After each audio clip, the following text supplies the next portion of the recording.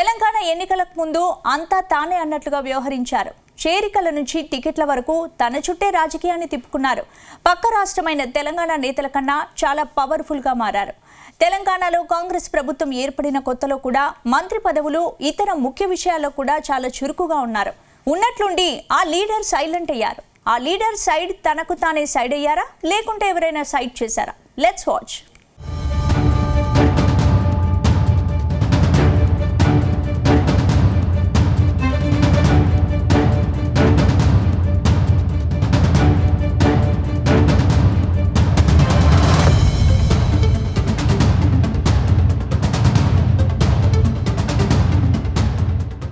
Karnataka deputy CM DK Shivakumar Telangana రాజకీయాలకు పరిచయం అక్కర్లేని పేరు. కర్ణాటకతో పాటు దేశ రాజకీయాల్లో తనకంటూ ప్రత్యేక గుర్తింపు తెచ్చుకున్న లీడర్. కాంగ్రెస్ అధిష్టానానికి అత్యంత ఆప్తుడు. కష్టకాలంలో కాంగ్రెస్ పార్టీకి ఆర్థికంగా అండదండగా ఉంటూ వచ్చారు.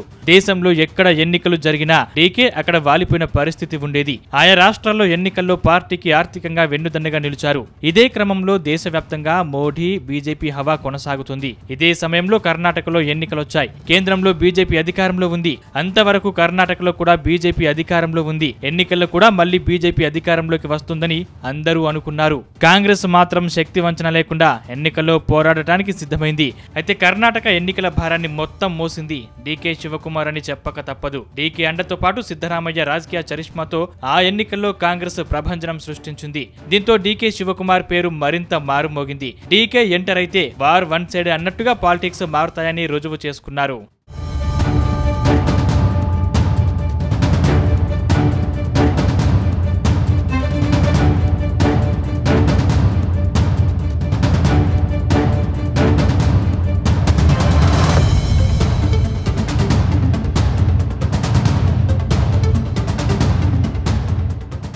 అలాంటి డీకే శివకుమార్ కు కాంగ్రెస్ అధిష్టానం కర్ణాటక ఎన్నికల తర్వాత మరో పెద్ద టాస్క్ ను అప్పగించింది. తెలంగాణ ఎన్నికల్లో డీకేకు కీ రోల్ ఇచ్చింది. ఒకవైపు ఇప్పటికే అధికార బీఆర్ఎస్ టికెట్ల కేటాయింపుతో పాటు ఎన్నికల ప్రచారాన్ని కూడా ప్రారంభించింది. ఇదే సమయంలో ఇక్కడకు డీకే ఎంటర్ అయ్యారు. డీకే ఎంటర్ అవుతూనే ఎన్నికల ప్రచారంతో పాటు టికెట్ల కేటాయింపు, అభ్యర్థుల ఖర్చుల విషయంలో కూడా చాలా కీలక పాత్ర పోషించారు.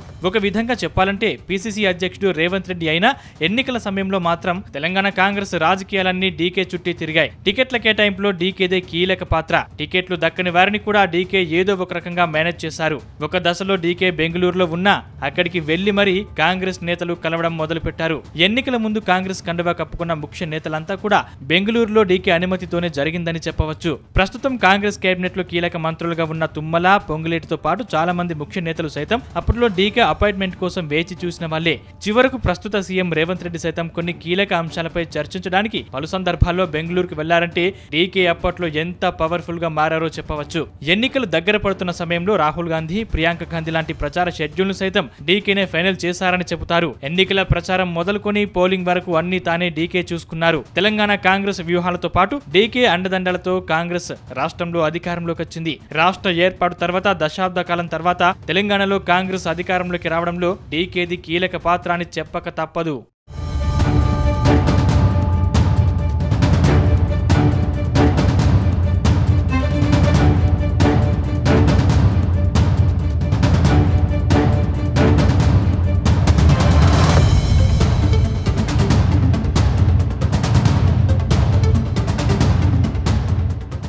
ఇక తెలంగాణలో కాంగ్రెస్ ప్రభుత్వం ఏర్పాటయ్యాక కూడా కొద్ది రోజుల వరకు డీకే యాక్టివ్ గా కనిపించారు. మంత్రి పదవుల విషయంలో కూడా డీకే ఇన్వాల్వ్మెంట్ ఉండేది. అలాంటి డీకే ఇప్పుడు తెలంగాణ వైపు కన్నెత్తి చూడటం లేదట. ఇప్పుడు ఇదే అంశంపై కాంగ్రెస్ వర్గాల్లో ఆసక్తికర చర్చ జరుగుతోందట. అసలు డీకే శివకుమార్ కు ఏమైంది? ఎందుకు సడన్ గా సైలెంట్ అయ్యారు? తెలంగాణ వైపు ఎందుకు రావడం లేదు అనే చర్చ గాంధీ భవన్ లో జరుగుతోందట.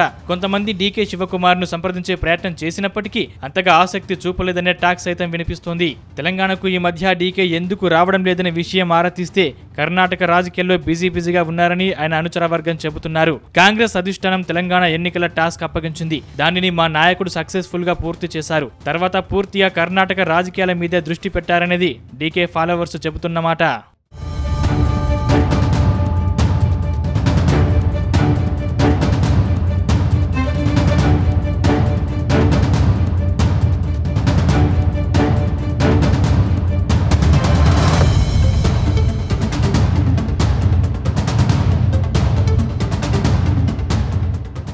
మరోవైపు తెలంగాణ పాలిటిక్స్ లో డీకే పాత్ర ఎక్కువైందని, అందుకే కాంగ్రెస్ నేతలు డీకేను సైడ్ చేశారన్న ప్రచారం సైతం జరుగుతుంది. రాష్ట్రంలో కాంగ్రెస్ ప్రభుత్వం ఏర్పడ్డాక డీకే అన్ని విషయాల్లో ఎంటర్ అవుతున్నారని పార్టీ పెద్దలను కొందరు నేతలు ఫిర్యాదు చేసినట్టు సమాచారం. తెలంగాణకు సంబంధించిన అన్ని విషయాల్లో డీకే శివకుమార్ వేలు పెడితే అతను మరో పవర్ సెంటర్ గా మారుతారని, అది పార్టీకి తీవ్రంగా నష్టం చేకూర్చుతుందని కాంగ్రెస్ పెద్దలకు చెప్పారట. తెలంగాణ కాంగ్రెస్ నేతలు చెప్పిన అంశంతో ఢిల్లీ పెద్దలు కూడా ఏకీభవించారట. దశాబ్దం తర్వాత రాష్ట్రంలో అధికారంలోకి వస్తే దానిని కాపాడుకోవాల్సిన బాధ్యత అందరిది అని అధిష్టానం భావనగా ఉందట. ఏ చిన్న పొరపాటు జరిగినా కాంగ్రెస్ ప్రభుత్వానికి ఇబ్బందులు తప్పవని గ్రహించిన అధిష్టానం డీకేను కర్ణాటకకు మాత్రమే పరిమితం చేసినట్టు తెలుస్తోంది. తాము చెప్పేంత వరకు తెలంగాణ రాజకీయాల జోలికి వెళ్లవద్దని డీకేకు సూచించినట్టు సమాచారం. ఇదే సందర్భంలో డీకే కూడా కర్ణాటక రాజకీయాల్లో పూర్తిగా దృష్టి పెట్టాలని నిర్ణయించుకున్నట్టు తెలుస్తోంది. అందుకే తెలంగాణ పాలిటిక్స్ నుంచి డీకే సైడ్ అయ్యారని గాంధీభవన్ లో మరో టాక్ వినిపిస్తోంది.